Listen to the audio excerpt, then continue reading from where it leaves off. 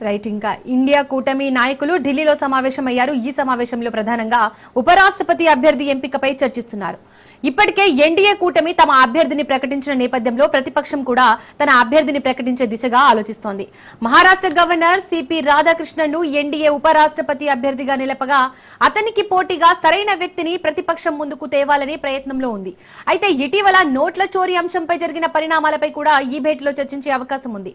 ముఖ్యంగా ఓట్ల జోరీలో ఈసీ నిర్లక్ష్యంపై ఎలా ముందుకు వెళ్లాలనే అంశంపై చర్చించనున్నారు. ఇటీవల ఎన్నికల సంఘంపై కాంగ్రెస్ సీనియర్ నేత లోక్సభ ప్రతిపక్ష నేత రాహుల్ గాంధీ తీవ్ర ఆరోపణలు చేశారు.